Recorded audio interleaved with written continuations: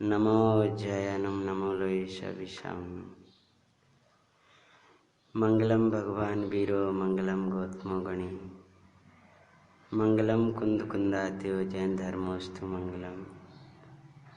सर्वमंगल मंगल्यम सर्वकल्याणकारकम प्रधानम सर्वधर्मानां जैनम जयतु शासनम।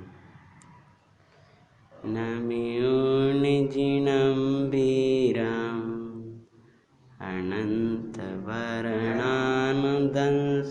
सहाबम बोच्छामि नियमसारम केवली श्रुत केवली भणिदम सर्वाग्नि शासन जयवंत वर्ते निर्ग्रंथ शासन जयवंत वर्ते। यही भाव अविच्छिन्न रहता है मन में सर्वज्ञ शासन जयवंत। नंदीश्वर धाम में विराजमान सर्व जिनेन्द्र भगवंतों की परम पूज्य जैन शासन की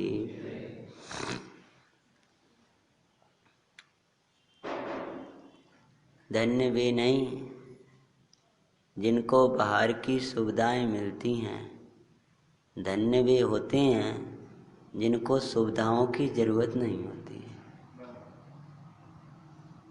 धन्य वे हैं, इंद्रियां मिली ये धन्य नहीं, आँख मिली सो धन्य नहीं, जिन रूप देखने को मिले सो धन्य है। और जिन रूप देखने को मिला सो धन्य है ऐसा तो व्यवहार कहता है, पर जिन रूप देख करके जिनने चिद्रूप को देखा वे धन्य है। जिनेन्द्र के सन्मुख आए और जिनेन्द्र के दर्शन ना कर पाए तो हमसे बड़ा अभागा और कौन होगा। हमें आश्चर्य होगा अगर हम भगवान के पास आए और भगवान के पास ना आ पाए। समझ में आया? जिनेन्द्र के सन्मुख आए और जिनेन्द्र के दर्शन ना कर पाए। कोई नंदीश्वर धाम में जाए और वे वनों को ही घूम करके चला आए और नंदीश्वर ना देख पाए तो अभागा होगा कि नहीं होगा। जैसे नंदीश्वर में आने के बाद में अगर यहाँ से कोई साधर्मी यहाँ कहने लगे आप कहाँ गए थे, कि हम नंदीश्वर गए थे, नंदीश्वर के दर्शन करे आए कि नहीं करे आए, को तो हमने करे नहीं। ओहो, नंदीश्वर में जा करके नंदीश्वर के दर्शन नहीं किए तो तुम आश्चर्य लगेगा लोगों को। ऐसे ही जिनेन्द्र के रूप के सन्मुख आए, जिनेन्द्र भगवान के दर्शन किए और जिनेन्द्र भगवान के दर्शन नहीं किए तो तेरे जिनेन्द्र भगवान के दर्शन अधूरे रह जाएंगे।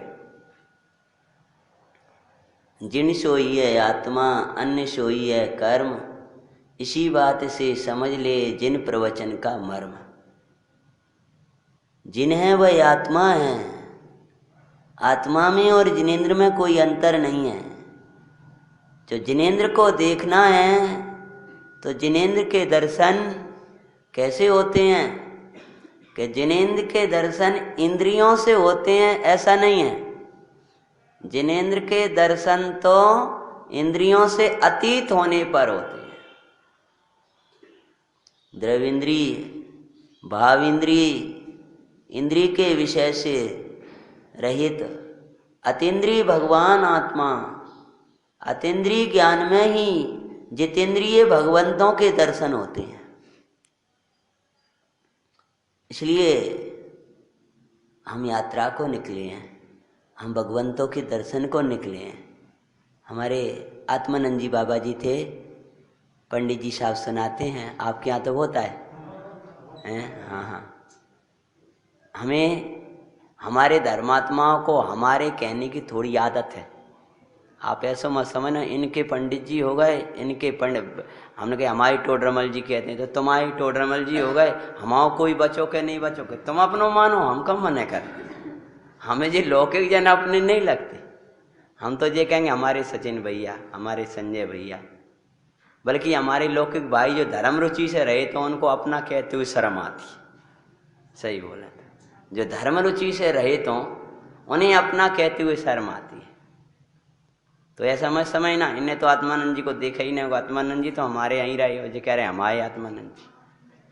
तो बाबा जी कहा करते थे, एक बार सब तीर्थों की वंदना करने जिनेंद्र भगवान के दर्शन करने गए, तो ऐसा नंदीश्वर जैसा विशाल धाम दर्शन करते करते करते करते बाबा जी सब प्रतिमाजियों के दर्शन कर रहे थे। अंत में जान तो क्या रिजल्ट निकाला, एक हम ही हैं जो भटक रहे हैं, सब अपने अपने में बैठे। क्या रिजल्ट निकाला उनने सब दर्शन करने के बाद, एक हम ही हैं जो हम भटक रहे हैं, वास्तव में सब अपने अपने में बैठे हैं। जो अपने में बैठे हैं वे ही सुखी हैं। आपको पता है जब आप त्रिकाल चौबीसी के दर्शन करते हो तो भूत के भगवान कैसे बनाए जाते हैं। भूतकाल की चौबीसी, भूतकाल की चौबीसी की प्रतिमा कैसी बनेंगी, बिल्कुल ऐसी की ऐसी। भविष्य काल के भगवंत, वर्तमान के भगवंत, विदेह क्षेत्र के भगवान, वैसे के वैसे। क्या समझ में आया? पंडित साहब एक बात करते हैं अपने कि चाहे भूतकाल हो, चाहे भविष्य हो, चाहे वर्तमान हो, सुखी होने का एक ही उपाय है। जो भी सुखी हुए हैं, हो रहे हैं और होंगे, वे सब अंतर्मुख होकर के ही हुए। मार्ग ही है। जिन प्रतिमा जी के सामने ये भावना बहाना चाहिए, स्वरूप ही है स्वरूप ही साधने योग्य है, और ऐसे ही साधने योग्य है। स्वरूप मंद कुमार स्वरूप यही है और यह स्वरूप ही साधने योग्य है। माने ये इंद्रिय, ये कर्म नो कर्म साधने योग्य है और ऐसे ही साधने योग्य है। इसलिए भैया भगवान के निकट आए हैं, हम तीर्थ यात्रा पर निकले हैं। जो भाई लोग निकले जबलपुर से बता रहे थे, हम तिरता हुआ विश्व के ऊपर तिरता हुआ, तत्व देखना ही तीर्थ यात्रा का सार्थकपना है। तीर्थ तत्व में है सदा, तीर्थ तत्व के लिए है। हम तीर्थ पर आए हैं तो तीर्थ किसके लिए है? आचार्य भगवान कहते हैं कि यदि तू तत्व की प्राप्ति करना चाहता है तो तीर्थ में प्रवर्तन कर। अगर व्यवहार को छोड़ेगा तो तीर्थ का लोप हो जाएगा और परमार्थ को छोड़ेगा तो तत्व का लोप। तो जो तीर्थ है वो तत्व के लिए है। वहां तीर्थ का अर्थ व्यवहार भेद करके समझाने की सब विवक्षाएं हम इसे इस अपेक्षा से समझते हैं।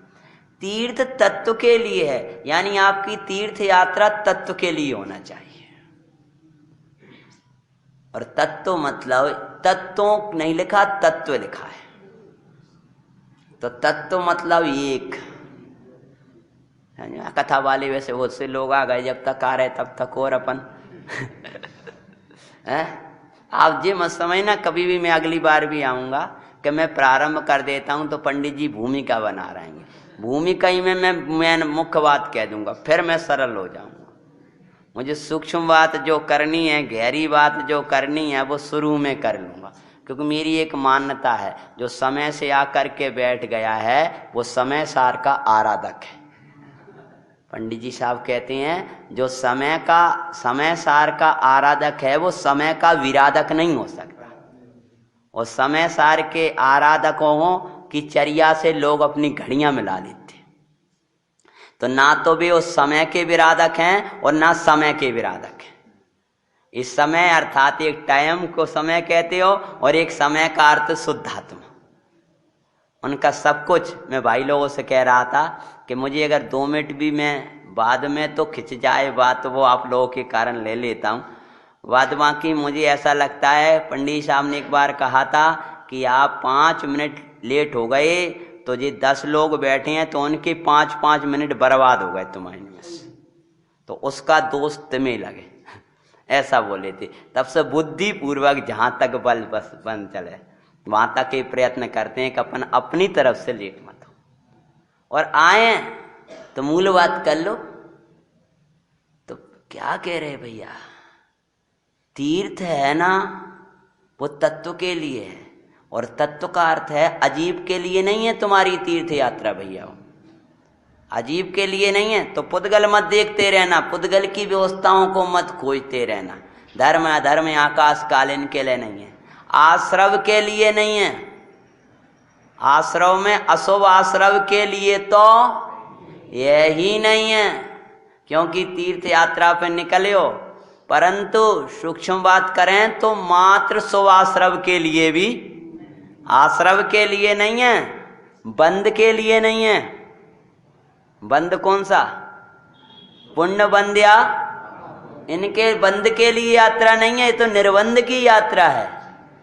ये तो उनसे मिलने आए हैं जो अपने से मिल रहे हैं, जो हमें अपने से मिला दें, वे अपने हैं ना, अपने भगवंतों से, अपने आत्मा से मिला दें।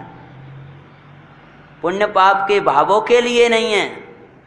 संबर निर्जरा और मोक्ष की निर्मल पर्यायों की मात्र भावना करता रहे और निर्मल तत्व को ना देखे, तो ये यात्रा किसके लिए है? उसके लिए है जिसके आश्रय से तुम तीर्थ बन जाओ। वो कौन है? वो भगवान परमात्मा है, विश्व के ऊपर त्रिताद्रव्य। सबके रोग दूर हो गए थे, कथा में आते हैं, रोग दूर हो गए थे, लोग धन्य धन्य कह रहे थे, क्योंकि ऐसा जीव जन्मा था जिसने औषधि दान दिया था। कौन सी कथा चला रहे थे? धन्य मुनिराज की कथा। जब वही कुमार धन्य ने जन्म लिया तो कहीं रोग नहीं, कहीं शोक नहीं, कहीं व्याधियां नहीं। धर्मात्मा जहां आया करते हैं वहां व्याधियां नहीं हुआ करती हैं। व्याधियां भागती हैं कब? जहां व्याधियों को स्थान नहीं मिलता। व्याधियों को स्थान वहां नहीं मिलता जहां पापों को स्थान नहीं मिलता है। क्या हुआ? उस कुमार धन्य, कौन सी नगरी थी भैया? अरे चंपापुर नहीं, हाँ बीत शोक तो कल हो गई थी।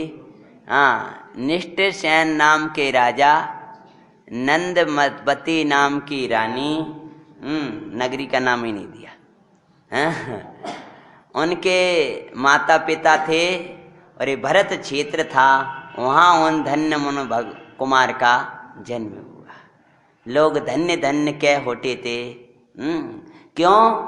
पूर्व जन्म में अशोक राजा के भव में पुण्य भी किया और पाप भी किया था। पूर्व भव में क्या पाप किया था? पूर्व भव में पशुओं को भोजन नहीं देने, मुंह पर मुसीका बोलते अपन गांव की भाषा में, बांध दिया करता था, घास तक नहीं खाने देता था। और उसी भव में फलाया। देखो भाई, पाप का उदय तत्काल आ जाए, पाप परिणाम का फल तत्काल आ जाए तो अच्छा है।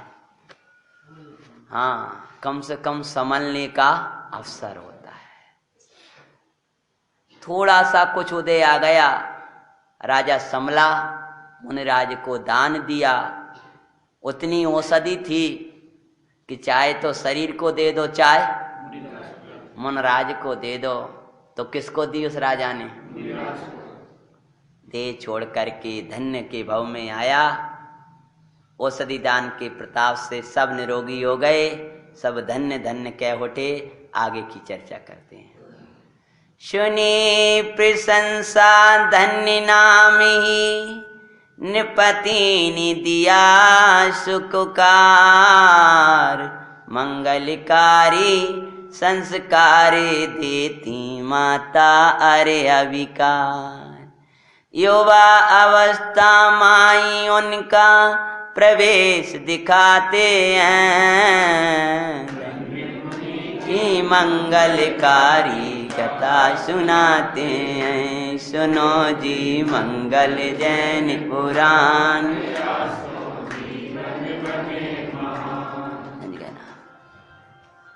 युवा अवस्था में प्रवेश हो गया।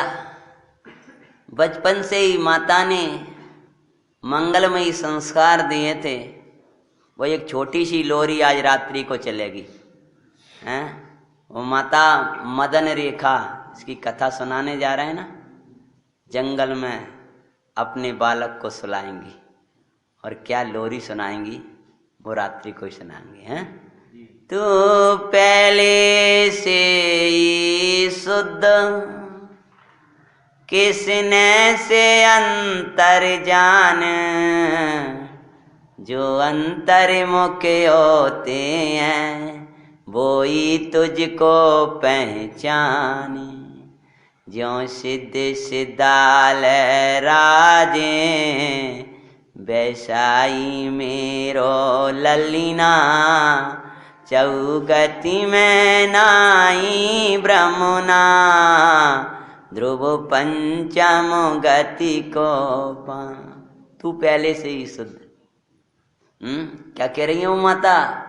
यहाँ धन्य का प्रसंग लेना, बालक धन्य का, तो माता गोदी में लिए हैं और क्या कह रही हैं कि वाह तू तो पहले से शुद्ध है, प्रागे भी शुद्धा। खुदी और सुधी दोनों जीवों में पहले से ही शुद्धता है, मैं किसने से अंतर जानूं। क्यों भैया? सीता जी जो पवित्र हुई थी वो अग्नि परीक्षा के बाद हुई थी कि पहले से शुद्ध थी? कितने समर्थक हो भैया? मुझे मालूम है पुराण नहीं चलाऊंगा तो ऐसी धूप में आप पाओगे नहीं, इसलिए मैं पुराणों को ले रहा हूँ। नहीं तो दोपहर में आप शरण में होते निद्रा देवी की, उसको छोड़ करके आप आए हो तो चलाऊंगा, लेकिन ये भी पुराण है भाई, तुम्हारा जीवन दिखाने के लिए। हम पुराण पुरुष कैसे बने? तो अभी तो एक एक शब्द, एक एक थोड़ा थोड़ा अध्यात्म, जब पुराण के साथ मिला हुआ अध्यात्म इतना अच्छा है तो प्योर अध्यात्म कैसा होता होगा? भागने की जरूरत कहाँ है उससे, हैं? जिससे मिश्री जो मीठी होती है वह स्वयं से मीठी है, और व्यंजन जो मीठे हैं वो सब मिश्री से हैं। समय सार स्वयं रसीला है, और कथा का जो रस है वो समय सार का है। अन्य जगह जितना पूजा में जो रस है वो समय सार का है। समय सार मतलब शुद्ध आत्मा का है। जहां वो डल जाएगा वही रसीली हो जाएगी। वो तीर्थ यात्रा रसीली हो जाएगी जिसमें समय सार आ जाएगा, वो सर्व तेरा रसीला हो जाएगा। अपने पंडित जी लिखते हैं कि जब आत्मा का ध्यान, आत्मा धर्म होने पर, धर्म प्रकट होने पर फिर द्रर्थ ताप पूजा नियम संयम सब धर्ममय हो जाएं। पहले तो कहा वहां धर्म नाई, वहां धर्म नाई, वहां धर्म नाई, फिर जब स्वरूप की दृष्टि हुई तो सब धर्ममय हो गए। तो माता ने ज्ञाता की महिमा दिखाई कि बालक तू तो पहले से शुद्ध है, तू प्रागेव भगवान है। और ऐसे मंगल संस्कार दे रही थी अतीन्द्रिय। तो पूरा उदाहरण सीता जी का कर ही दें तो, कि सीता जी पहले से शुद्ध थी, लेकिन कुछ मूढ़ लोग थे उनको जो अशुद्ध दिख रही थी। लेकिन धर्मात्मा वज्रजंगादिक को तो सीता पहले से ही शुद्ध दिख रही थी, तभी तो वो जंगल से ले गए थे।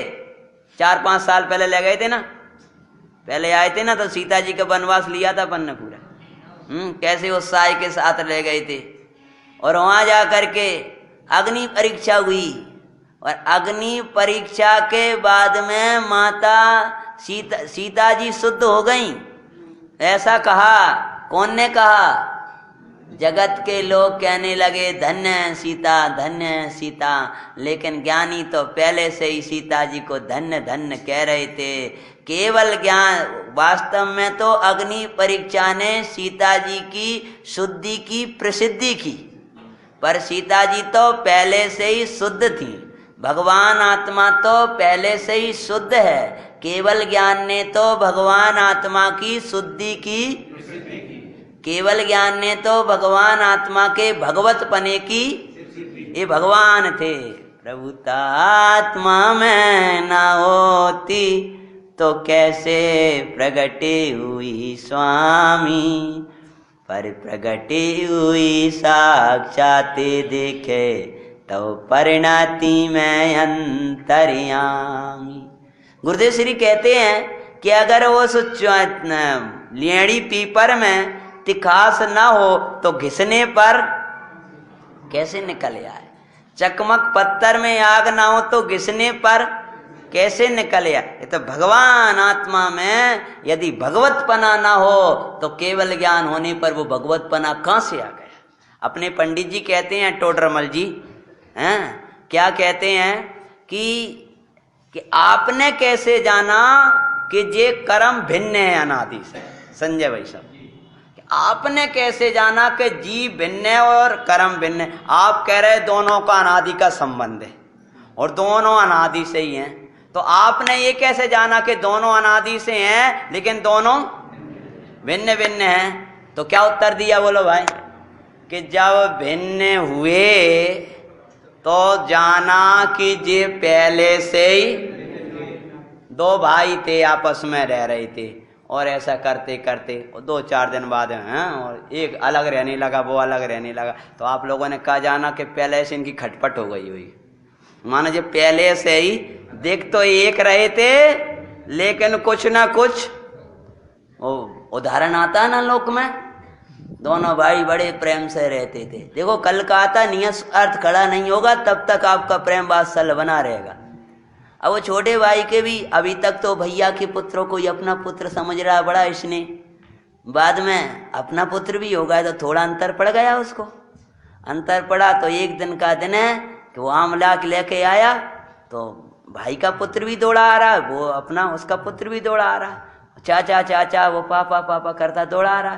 तो उसने सोचा अरे एक आम छोटा एक बड़ा है, ये छोटे आम तरफ तो मेरा पुत्र है और बड़े आम तरफ तो भाई का पुत्र है। तो उसने जान तो क्या किया, देख लिया इले रिकॉर्डिंग में क्या समझ में आया लोगों को आटे पड़ गए, आटे ऐसे कर लिए, ऐसे किए, बड़ा भाई ऊपर से देख रहा था।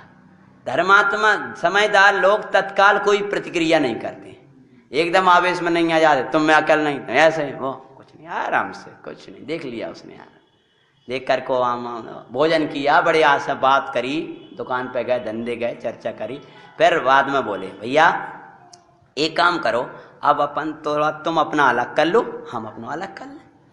तो बोले भैया बात कैसे, कब बात हो गई, कब बात हो गई, कोई कुछ हो गया क्या? कि भैया जब हो जाएगा तब बताएंगे क्या, आटे तो पड़ ही गए, समझ गए, आटे तो पड़ ही गए, अब क्या रखा है। सम्यक दर्शन होते ही आटे पड़ जाते हैं पुद्गल के साथ, है ना। अब पुद्गल कहते हैं अब हमें जान दो, अब महाराज अब कर्म, अब तुम आटे तुम तो अपने को न्यारा देखते हो, हमें न्यारा देखते हो, अब रह के क्या करेंगे, अब उसके पास जाके जो हमें अपना माने। कहने का तात्पर्य ये है कि जहां पर वास्तविक रूप से यहाँ ये कह रहे हैं माता ने मंगल संस्कार दिए उस धन्य बालक को और युवा अवस्था में प्रवेश हो गया। किनका? हाँ, बालक का नाम क्या था? धन्य है।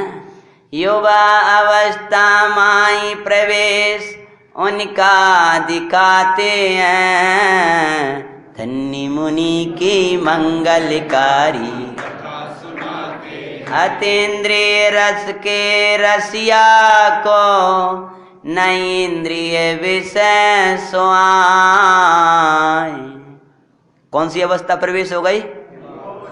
लेकिन इंद्रिय विषय नहीं, अतीन्द्रिय आनंद, भगवान आत्मा आश्रय से झरता हुआ आनंद, स्वाद में आता हुआ आनंद, चख लिया था ना, स्वानुभूति में चौथे गुण स्थान में हैं।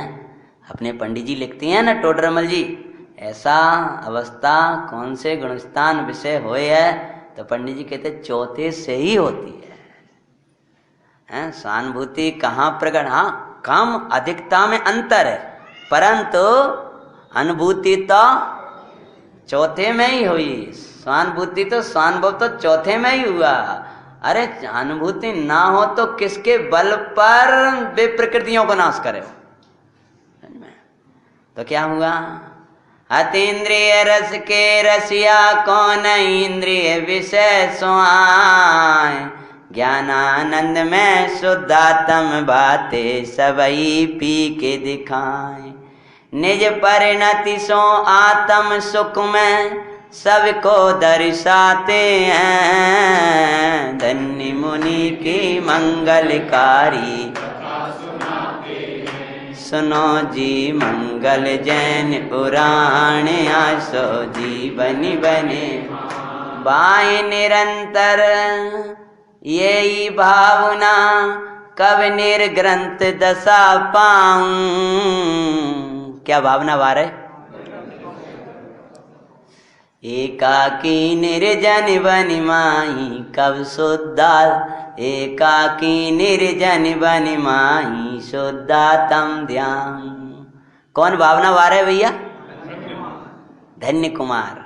कुमारी लगा दो, कोई बात नहीं, अभी मुनि अवस्था थोड़ी है।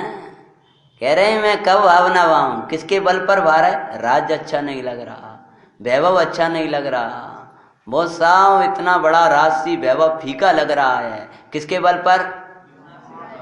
एक गायक के रस के बल पर। भगवान आत्मा के ज्ञान के रसीले स्वाद के आगे सब रस फीके हैं। भावार्थ में लिखते हैं पंडित जी, सब रस जगत फीका दिखता है जब आत्मा का रस आता है, आत्म अनुभव आवे और कछु न स्वावे हैं। तभी निपति विवाह का आग्रह करते हैं, धन्य मुनि की मंगलकारी। कुमार अनेक राजागण अपनी कन्याओं के साथ तुम्हारा विवाह करना चाहते हैं, तो क्या कहते हैं वो? हे तात अतीन्द्रिय रस को पीने में तो तड़फ रहा, मैं चाह रहा हूं, किसके लिए तड़प रहा हूं? अंदर का आनंद पीने को तड़प रहा हूं। भोगों के तो नाम मात्र से चित्त मारा कांप रहा। भोगों के नाम से तो कैसा क्या हो रहा है? जैसे नाग के नाम पर आप कांप जाते हो, ज्ञानी भोग के नाम पर कांपता है। हे तात, मेरा आनंद मेरे अंदर है, मेरा सुख का सागर मेरे अंदर है, मेरा शौक, मेरा आनंद, मेरी तृप्ति मेरे में है, मैं उधर नहीं, मैं तो अंदर का आनंद पान पीना चाहता हूँ। स्पर्शे प्रभु के इस स्पर्शन में आनंद झरते हैं, धन्य मुनि की कथा सुनाते हैं। आनंदमयी ब्रह्मचारी मुझको भाए तात, हे तात मुझे तो आनंदकारी ब्रह्म स्वरूप में रमणता रूप ब्रह्मचर्य वारा। किनकी कथा सुना रहे भैया? योगावस्था है ना, विवाह की कह रहे हैं। क्या बोली? कैसा है ये विवाह?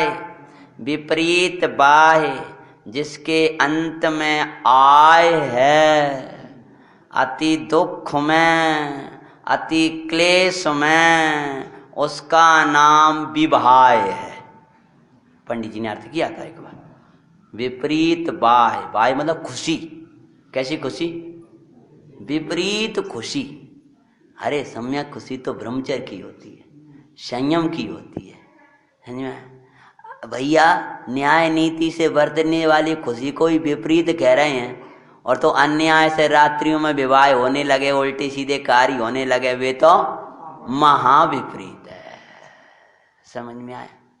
उस न्याय नीति से बरतते हुए आप ब्रह्मचर्य के लक्ष्य पूर्वक संयमी साधकों की साधना में हम सेवा करेंगे। हम साधना नहीं कर पाएंगे तो सेवा तो करेंगे। दो काम ही मूल है। मूल तो साधना है और साधना नहीं कर पा रहे तो सेवा, साधकों की सेवा करेंगे। जो साधक हैं आपकी जिम्मेदारी बढ़ जाती है विवाह के बाद में। देव पूजा, गुरु उपासना, स्वाध्याय, संयम, ताप, दान, षटकर्माणी, गृहस्थानाम षटकर्माणी दिने दिने। ये आपका अगर गृहस्थी में प्रवेश हुआ है तो गृहस्थाचारी ये सब नियम दिलाते हैं। गृहस्थाचारी समझ में आया? हाँ, जो विद्वान, गृहस्थ विद्वान जो विवाह आदि कार्य कराते हैं ना लौकिक पद्धति में, तो वो ये नियम दिलाते हैं। अभी तक तुम पूजा नहीं करते थे, लेकिन अब जिनेंद्र की पूजा करना तुम्हारा दैनिक कर्तव्य हो गया। अभी तक दान तो पिताजी के भरोसे थे, अब दान देना तुम्हारा। हाँ, वो जो धर्मपरायण पहले ही कहेंगे हमारे यहाँ पात्रों को दान होता है, पात्र दान के योग। वो क्यों? उसका राग नहीं टूटा ना उस जाति का, अकेला वो ही राग थोड़ी। ये दान के, परोपकार के, ये सब भी राग नहीं टूटते तो वो गृहस्थी में रहता है। मंदिर बनवाना है, धर्मशालाएं बनवाना, अब ये कार्य कौन करेगा? गृहस्थी तो करेगा। तो उस जाति का राग भी उसका टूटता नहीं है तो वो गृहस्थी में रहता है। साधकों की सेवा करना, अरे हम वो सेवामान नहीं अपना पाए तो जो उस मार्ग में बढ़ रहे हैं उनकी साधना में, उनकी सेवा में सहाय तो होंगे। जानते हो, धर्मायतन बनाना ही नहीं, धर्मायतनों को संभालना।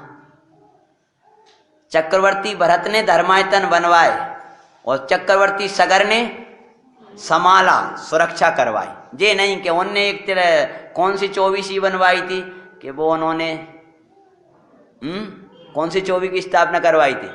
वर्तमान की शायद है वो,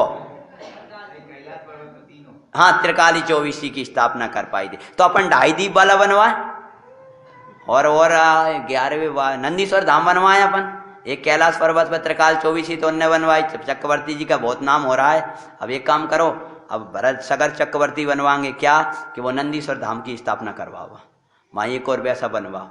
उनने जो बना है उसकी संभाल करी, उनने बनवाया है तो हमें संभालना है। ऐसे ही हमारे बुजुर्गों ने मंदिर बनवाए हैं, ये धर्मायतन बने, हमारा कर्तव्य क्या है? संभालना है अपना मन वचन। जो हमारा समय भगवंतों की सेवा में जाए, धर्मायतनों की सेवा में जाए, सो धन्य है। अगर मंदिरों में जाले लगे हैं तो हमारे यहाँ कर्मों के जाले जरूर लगेंगे, ध्यान रखना। मंदिरों में धूल है तो कर्मों की धूल हमारे से दूर कैसे होगी भाई? उपाय बताया।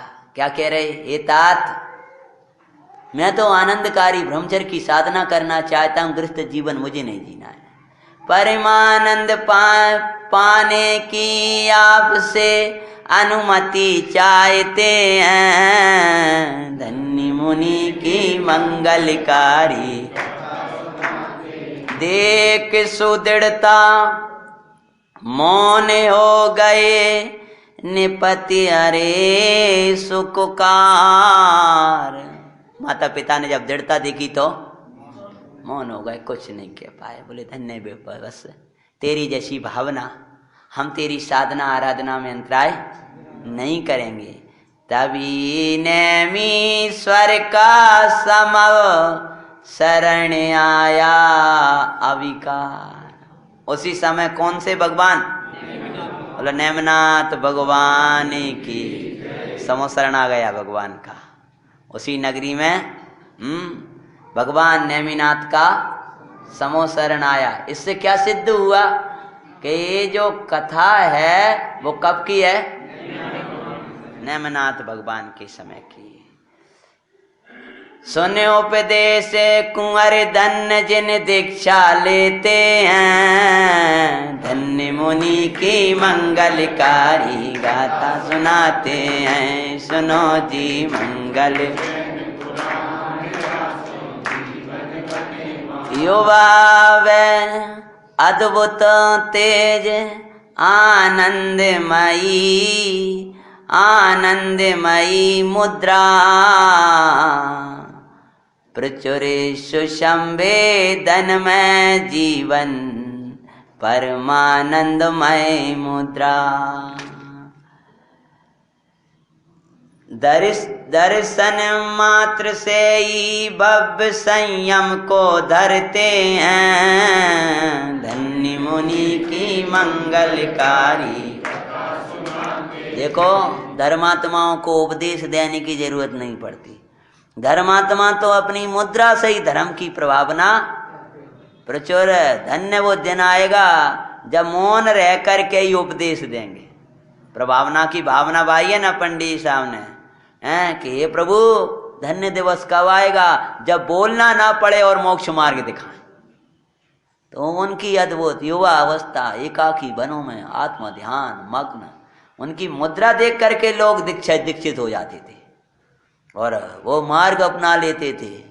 ऐसा करते हुए लेकिन हारे तो नगर में जाए, पर हो जाए अंतराय। हार के लिए कहाँ जाते थे? क्या हो जाता था? क्यों हो जाता था? कल के कारण से। कल के कारण समझ गए? कल कथा सुनाई थी ना, कौन सी? पशुओं के मुख पर दूसरे बम में अशोक राजा थे ना, तो इतने लोभी था वो राजा। सुनाया था ना कल? कितना लोभी था भैया? कल लाए थे? कौन सी हरी टी शर्ट? नहीं आए। इतना लोभी राजा था कि प्रजा पे टैक्स तो लगाता था, लेकिन पशुओं को घास नहीं खाने देता था।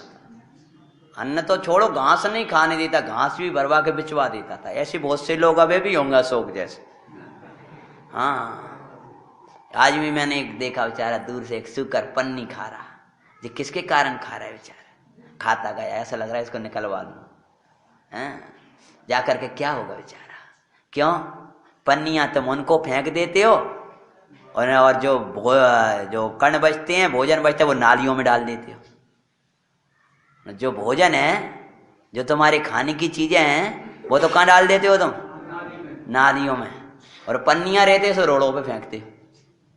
और अगर एहसान भी करोगे तो उसी पन्नी में भर के फेंक दोगे, तो 4-10 दिन तक वो सड़ता रहे, और उसके बाद कोई पशु खाए तो पन्नी भी खा जाए, उसमें इल्लियां पैदा हुए। अरे रे, हिंसा में प्रमाद परिणति मूल है, पंडित जी अपने टोडरमल जी कहते हैं। को निकाले, को जगह बनाए, को रखे।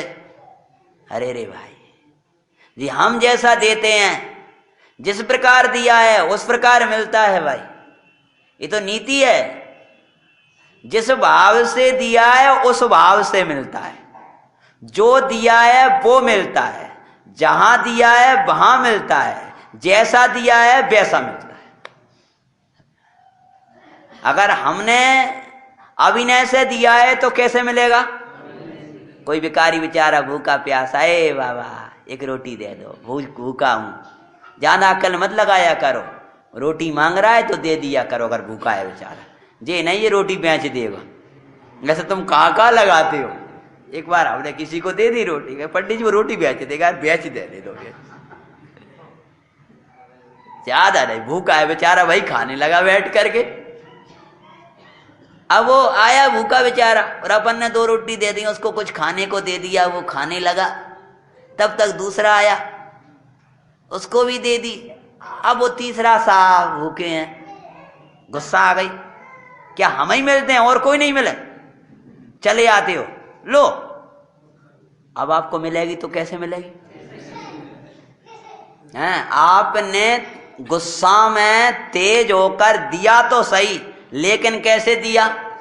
देखो सामग्री भी गई, सुपुण्य भी तो बनेगा भैया।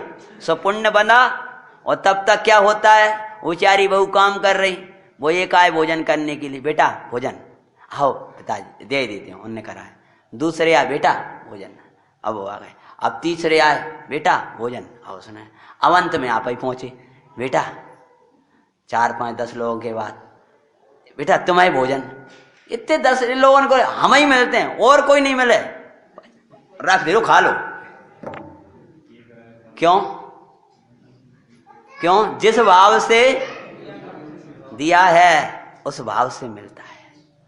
जो हमने किया है वो नियम से आता है, जो समझ लो, जो आप वर्तमान में जो कुछ व्यवहार, जो कुछ वर्तन कर रहे हो, पूरा रिकॉर्डिंग हो रही है। मैंने उस दिन कहा था आपसे, और पूरा जैसा है वैसा ही आपके साथ होगा, और बल्कि अधिक होता है। कोई धर्म भावना से कट जाए बात अलग बात है। तो पूर्व में उस राजा अशोक ने, जब वह अशोक के भव में था, तो जानवरों को घास नहीं खाने दिया। आज वो कर्मोदय में आ गया। उस समय मुनराज को आरदान आदि दिया, सो कर्म तो कट गए, लेकिन वो जो कर्म बंधा था थोड़ा, वो निदत्ति निकाचित आदि कर्म ऐसे होते हैं जो उदय में आते हैं। तो बंद गया था, वह उदय में आया। लेकिन क्या करते, आरे तू जाए नगर में पर हो जाए अंतराय, ज्ञानामृत बोझी मुनीश्वर माने ना निज अंतराय। अंतराय तो हो गया, पर अंतराय का अंतराय हुआ है? मेरा अंतराय कहाँ हुआ है? क्योंकि मैं तो निरंतर अपने अतीन्द्रिय आनंद का भोज करने वाला हूं। जिसका अंतराय हुआ है, अंतराय वही उत्सव करें, प्रसन्न मुद्रा से चले आते हैं मुनराज। ऐसा लगता नहीं है इनका अंतराय हो गया है। क्यों? वे तो पहले ही नहीं चाह रहे थे भोजन करना। वो तो उस जाति का भाव आया और अंतराय कर दिया कर्म ने आकर, तो उनने कहा अच्छा रहा। एक कथा आती है, उसमें आता है, भैया ज्ञानी जन तो भोगों के अंतराय को पुण्य का उदय समझते हैं। कैसा पुण्य का उदय समझते हैं? ज्ञानी भावना बाते हैं कि ये अंतराय कर्म, जब मैं मोहिनी से प्रेरित होकर के और भोगों को भोगने जाऊं, मानो मैं निर्बल हो जाऊं, तो तू आकर अंतराय करना, मैं तुझे धन्यवाद दूंगा। पकड़ में आई सिद्धांत की बात? दो कर्म है, कौन कौन सा? एक मोहिनी है और एक अंतराय। अब आप स्वयं नहीं चाह रहे थे, लेकिन उधर गए और बीच में आकर उसने ऐसा विघ्न कर दिया कि वो भोग आपको मिल ही नहीं पाया। तो ज्ञानी कहते हैं बढ़िया रहा, पहले ही नहीं चाह रहे थे। कोई को पकड़ लाए धूप में, चलो पंडित जी के प्रवचन सुनवे चलो। भैया हमें तो काम है, काम। अरे चलो बढ़िया कथा चलती है। तो जहाँ तक आए, तो तब तक किसी ने कहा वो पंडित जी आज प्रवचन नहीं कर रहे, वो तो निकल रहे हैं इसी में। तो कहा चलो अच्छा, ये तो पाप बढ़ेगा, ध्यान रखना। जो जो नहीं चाह रहा था ना, वो हो गया। ऐसी आप कोई को लौकिक बा में जाना था, उनका तुम्हें विवाह में जाना है, उनका स्वाध्याय का काल। आप लोगों को बहुत बार ऐसे निभाना पड़ते हैं। एक विवाह नहीं, कितनी आफतें आती, वहां जाना, वो करना, वो करना, वो करना। तो अब तब तक क्या हुआ, वो जाना था कि आपको तो जहाँ आना पड़ेगा, साहब आना पड़ेगा। साहब हमारी अष्टांगिका चल रही है, पंडित जी यहाँ बड़ा बढ़िया स्वाध्याय चल रहा है, कि नहीं साहब देखो आपको आना पड़ेगा। तब तक वो तैयारी करी, जब तक उनका फोन आ गया को साहब वो गाड़ी में जगह नहीं है हमारी, क्षमा करना साहब, आपको तो हमने तैयार तो कर लिया था, लेकिन वो हमारी गाड़ी में जगह नहीं है, इसलिए वो बारात तो अब आपको विवाह में नहीं ले जा पा रहे। आप क्या कहोगे? बहुत बढ़िया रहा। ये अंतराय तो ऐसे ही समस्त भोगों को ज्ञानी महोत्सव मनाता है, भोगों के अंतराय में। मुनराज हार्द के लिए जाएं और अंतराय हो जाए तो प्रसन्न रहें और निरंतराय अपने स्वरूप को साधें। कभी एकाध गिलास मिल गया, कभी नहीं मिला, कभी कुछ हुआ, लेकिन अपनी साधना आराधना में लगे रहते। अनेक रिद्धियां प्रकट हो रही हैं, उपवास हो रहे हैं, अंतराय हो रहे हैं, लेकिन शरीर में अलग प्रकार का तेज दिखाई दे रहा है। वो तपस्या का, वो रिद्धियों का, वो चैतन्य की रिद्धि को भाई, तो उसके से बंधे हुए पुण्य के फल में सविकल्प अवस्था में चैतन्य की भावना भाई, उससे बंधे हुए पुण्य में वो अनेक रिद्धियां प्रकट हो गई, परंतु चैतन्य रिद्धि के आगे वो सब फीकी लग रही थी। क्या हुआ? स्वरूप तृप्त तप करते परमानंद जरते हैं, धन्य मुनि के मंगलकारी, परम तृप्त चैतन्य में परिणति, लागे नहीं अंतराय। कैसे मुनराज? अपने में तृप्त, अपने में परिणति, और कैसा लग रहा है उनको? अंतराय नहीं लग रहा। परम तृप्त चैतन्य में परिणति लागे नहीं अंतराय, कई माह से बीत गए विधि मिलती नहीं दिखाई। अनारी नाथ में रमण कर चुदा नसाते हैं, धन्य मुनि की मंगलकारी। और इस प्रकार का वर्तन करते हुए वे मुनराज, क्या नाम था? तृप्त अपने में, यमुना किनारे अतपन योग में शुद्धात्म को ध्यान। यमुना नदी के किनारे आत्म स्वरूप में मग्न भगवान आत्मा में निमग्न थे। तभी वहां का राजा शिकार हेतु आए। उसी काल में जब ये मुनि भगवान धन्य अपने स्वरूप में मग्न होकर यमुना के किनारे आत्म ध्यान में मग्न थे, उसी समय वहां कौन आया? मुख्य दृश्य जो अंत में जो अपने सुनाना है, वहां का राजा शिकार के लिए आया। नहीं मिला कोई शिकार उसे अतिशय दिखलाते हैं, धन्य मुनि की मंगलकारी। ओ मुनराज का ऐसा अतिशय, जहाँ दिगंबर मुनि भगवान राजते हैं, रिद्धिधारी मुनराज राजते हैं, वहां कोई किसी को मार नहीं सकता, कष्ट नहीं दे सकता, ऐसा ही उनका अतिशय होता है। राजा शरण्य के प्रसंग में भी ऐसा ही आया है। तब क्या हुआ? हो निराश राज्य की ओर निपने चल दिया, करि मुनिवर के दर्शन उसको क्रोध भर आया। उधर उसको शिकार नहीं मिला था, क्रोधित था। इधर से मुनराज के दर्शन देख के गया था कि तो कोई साधु खड़े, चलो चलो। और लौट के क्या सो रहा है? इसी के कारण मुझे नहीं मिला, इसकी शक्ल देख ले। लोग वाह कहते ना, हाँ बात तो ऐसा ही है भैया। धर्मात्माओं के देख लेगा तो पाप तो नहीं कर पाएगा। हाँ ऐसा तो होगा कि अगर देख रावण के वंशज लड़ते लड़ते और अजितनाथ भगवान के समो शरण में चले गए, तो दोनों गले मिल गए, तो अभी गुस्सा ही भगवान के कारण हमारी लड़ाई खत्म हो गई। अच्छा रहा ना, पद्म पुराण में आता है, दोनों लड़ रहे थे आपस में, और लड़ते लड़ते जैसे ही भगवान की सीमा, समोशरण की सीमा में उनका प्रवेश हुआ, और वैसे ही उनकी तलवारें फेंक गई और गले मिल गए, और जाके बड़ी भगवान की वाणी सुनी। तब उनको वंशजों को उनको कुछ दिया, वो रावण के बोध। अजितनाथ भगवान, रावण हुआ मुनिसुव्रत के समय, मुनिसुव्रत भगवान के समय में है। मुनिसुव्रत नाथ भगवान के समय कौन हुआ? रावण, और उनके वंशज अजितनाथ भगवान के समय। हाँ कहाँ पढ़ते हो? हमारे पुराणों में कितना विशाल वर्णन है, कहाँ से उनकी कथाएं शुरू होती हैं, कहाँ रखा है इतना वर्णन, कहाँ रखा? कहीं यहाँ पर बता दिया कि इसको पकड़ रहा है, कहीं ये कर रहा है। कितना पवित्र आत्मा था रावण भी। लोग जलाते हैं, जलाने वालों पहले देख लेना रावण जैसे गुण है कि नहीं है। जो स्त्री मोह न चाहता मैं नहीं चाहूंगा, कैसा शीलवान था। नलकुंवर की पत्नी ने प्रस्ताव रखा गंदा कि मुझे तुम अपना लो, हे दशानन मैं तुमको चाहती हूं। तो रावण ने जान दो क्या कहा? एक कर्णों को विदारण हारे शब्द मेरे सामने ना ही कहो। मैं पराजय तो स्वीकार कर सकता हूं, परंतु तुम्हें स्वीकार नहीं करूंगा। तब विभीषण ने युक्ति बताई, गजब की बात है। उस समय विभीषण ने युक्ति बताई, फिर समझाए कि देखो अभी अपन को इस राजा को जीतना है, तो इसकी विद्या ले लो, उसके बाद में आपको समझ में आए ते करना। फिर उसके बाद में आप तो विद्या ले लो पहले। बोले ठीक है, तुम हमें विद्या दे दो किला वेद की। किला वेद की विद्या दे दी। उसके बाद में जीतने के बाद में जब वो आई कि माता तूने तो मुझे विद्या दी, सो तो तू मेरी गुरु हुई, माता हुई, और तेरे पति में क्या कमी है? हैं? उस नलकुंवर का तिलक किया, कहा तू तो मेरे छोटे भाई विभीषण जैसे हैं, वैसे ही संभालो, और आगे बढ़ गया।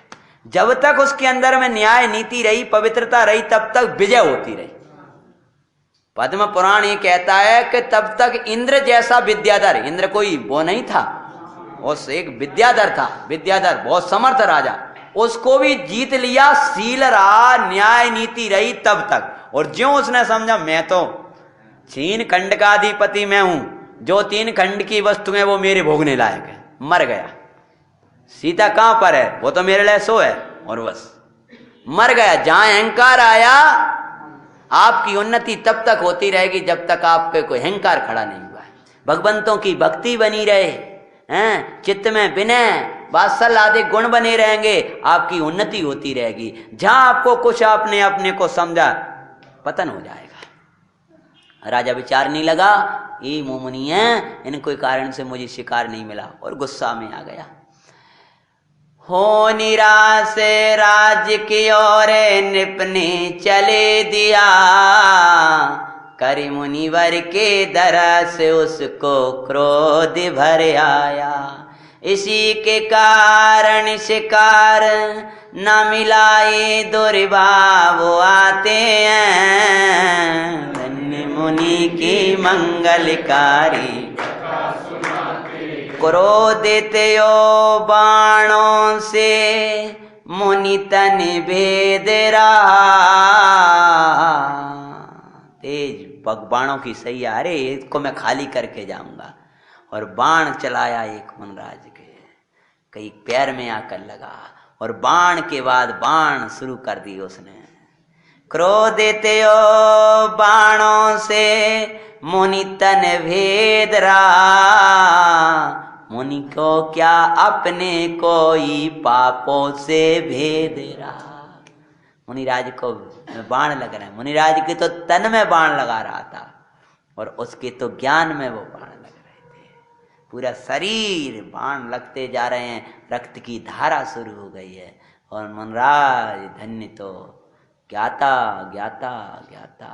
एक जरा सी ये बहिर दृष्टि में अगर जरा सा कांटा चुभ जाए तो कितनी पीड़ा होती है, और बाण पे बाण सांसा करके आ रहे हैं, और बे मुनिराज जरा सी उप नहीं, कोई विकल्प नहीं, तो मेरे जिए कोने दो के ऐसा मोता भाव भारी। और तुम्हारा समता, तुम्हें पे कौन सा कष्ट है?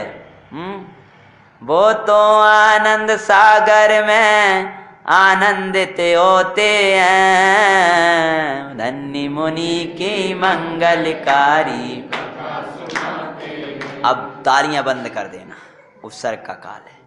एक पे एक बाणिया मुनि तन भेद रहे,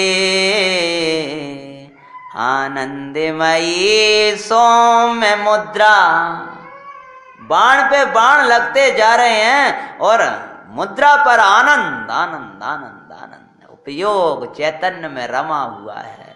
और दिगंबर भी मुनि भगवान खड़े हैं, और ये बाण आते जा रहे हैं, लगते जा रहे हैं, लेकिन वे मुनिराज तो चैतन्य में रमे हुए हैं। बाणों से तन विदा रक्त की धारा बहाते हैं, धन्य मुनि की मंगलकारी कथा सुनाते हैं। और इधर हे भव्य जीवो, आचार्य कहते हैं बाणों के काल में निर्वाण साध रहे थे, तो तुम्हारे लिए कौन सा कष्ट है जो तुम ऐसी अवस्था में बैठकर भी निर्वाण नहीं साध पा रहे हो, आत्म तत्व को नहीं साध पा रहे हो। इधर धारा रक्त की बह रही है, वो गंगा का पानी। पुराणकार कहते हैं कि मुनिराज के शरीर की रक्त की धारा से वो यमुना का पानी लाल पड़ता गया, और जहाँ रक्त की धारा बह रही है वो यमुना का जल लाल होने लगा है। लेकिन यहाँ तो मुनि भगवान चिदानंद ज्ञाता द्रव्य में रमे हुए हैं, अविच्छिन्न। इधर धारा रक्त की बह रही है, उधर अंदर धारा बह रही है, कौन सी वाली? अविच्छिन्न धारा वाई ज्ञान सो भेद ज्ञान वाए, कर्म कर्म फल सो न्यारे ज्ञायक प्रभु को ध्याए। इधर अब छिन्न धारा भाई ज्ञान से भगवान ज्ञाता द्रव्य की आनंद आनंद आनंद। अपन तो बाहर से देख रहे हैं ना तो कष्ट लग रहा है, लेकिन अंतर्दृष्टि से देख रहे वहां तो ज्ञायक भगवान में रमणी रमी हुई दशा। शुक्ल ध्यान, बस अब बजा सकते हो तालियां, क्योंकि अब तो देवों ने आके बजाएंगे। शुक्ल ध्यान सो श्री मुनिवर सब कर्म नाशते हैं, धन्य मुनि के आनंद हो गया, चला गया शरीर, जो दुख का कारण था वो शुक्ल ध्यान में चढ़ गए हैं। घातिया को नाश करके अघातिया को नाश कर और सिद्ध हो गए। सब कर्मों को नाश कर सिद्ध क्षेत्र पाया, परमानंद में परम तृप्ति में जीवन हो गया। जागे ऐसा पुरुषार्थ गुरुवर चरणन शिरनाते हैं, धन्य मुनि की मंगलकारी। आओ अतिशय ज्ञायक भाविका हमको दिखलाया। किसका अतिशय? ये भगवान आत्मा का अतिशय है। कैसे उपसर्ग के काल में भी आत्मा का उत्सर्ग नहीं किया, इसलिए कष्ट नहीं हुआ। आत्मा का उत्सर्ग ही उपसर्ग है। आचार्य भगवान कहते हैं ना, आत्मा का त्याग किया तो उपसर्ग है। क्यों भैया? अपने महाराज जी के कितने परिचय कहे हैं? मुनराज श्री के 22 हैं, उप परिचय कहे हैं। गृहस्थों के कितने परिचय हैं?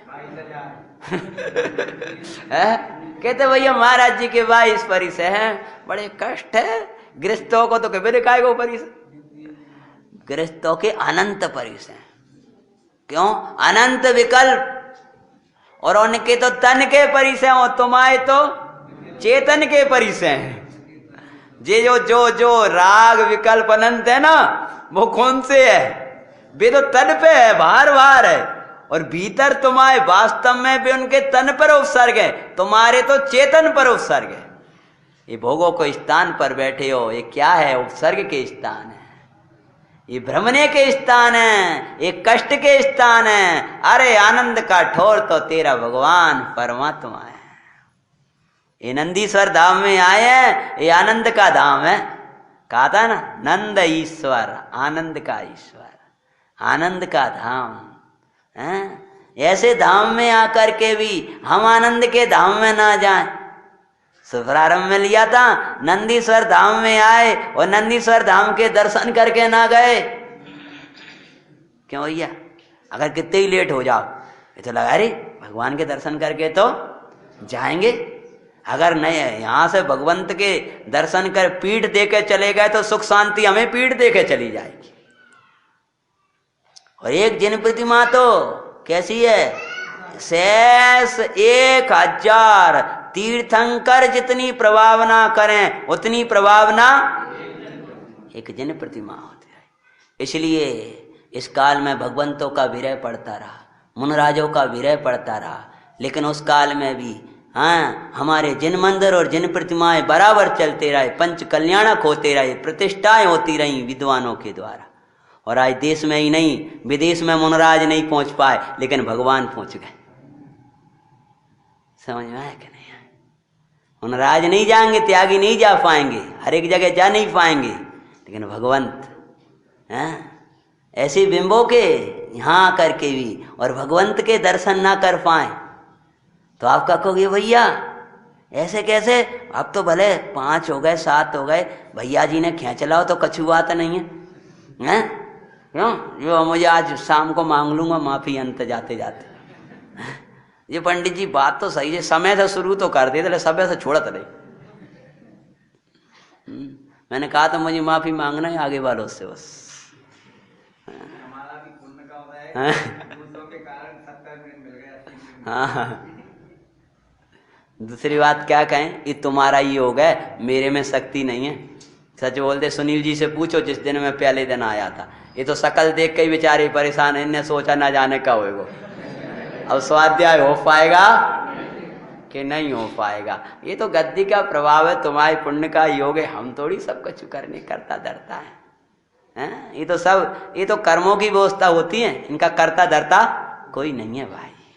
एक बार लोग कहने लगे प्रवचन कौन कर रहा है, वो देख के आए होंगे। तो पहले तो आवाज तो तेज आई, लेकिन फिर हमें देखा बैठा हुआ। कहा जी पंडित जी ये प्रवचन कर रहे थे। हमने कहा अन्नू ना भाव है आवाज में और शरीर में, मोटापन हो तो बहुत आवाज आ, ये कोई बात थोड़ी। फुदगल का परवर, एक पुद्गल ऐसा दूसरा पुद्गल ऐसा, हम तो न्यारे है ना। और वस्तु स्वरूप है भाई ये, समझ में आया। लोग कहते थोड़ा लिख दो, मैंने लिखा नहीं होता, वो तो लिखा हो जाता है।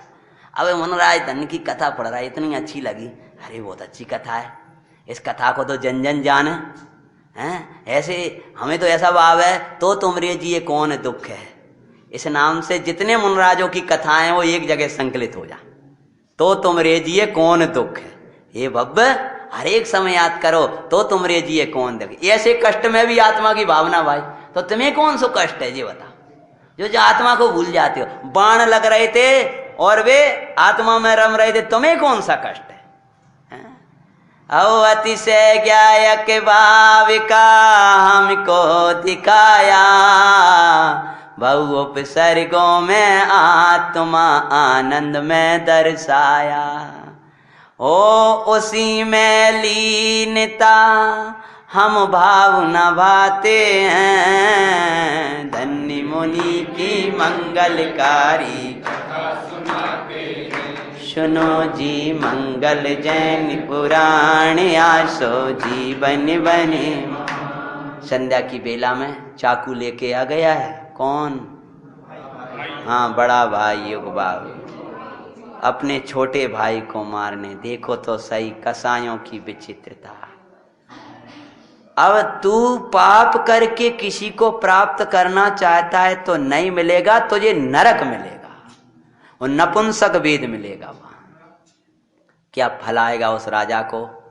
युग बाबू युगवीर बचेगा कि नहीं बचेगा? सती की कैसे कष्टों में साधना करेंगी। आज कथा की अंतिम बेला, अंतिम कथा अभी के प्रसंग की संध्या की बेला में 8 बजे अपन प्रारंभ कर देंगे। कथा का थोड़ा लंबा समय है, इसलिए समय से ही कथा प्रारंभ कर देंगे अपन संध्या की बेला में। बोल शासन नायक भगवान महावीर स्वामी की, नंदीसर धाम में विराजमान सर्व जिनेन्द्र भगवंतों की।